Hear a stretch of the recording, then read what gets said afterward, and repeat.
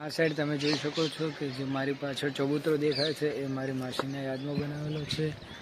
તો આ ચબૂતરો કાતરા ગામમાં જે અંબાજી માતાનું મંદિર છે ત્યાં બનાવેલો છે. સામે તમે જોઈ શકો છો કે આ છે અંબાજી માતાનું મંદિર અને આ બધી જગ્યા છે એ માતાજીની. આ છે યજ્ઞકુંડ જેમાં હવન ને બધું થતું હોય છે અને આ બાજુ છે પાણીનું ટાંકું જેમાં પાણી છે અને અહીંયાના કામકાજમાં બધે ઉપયોગી થાય છે.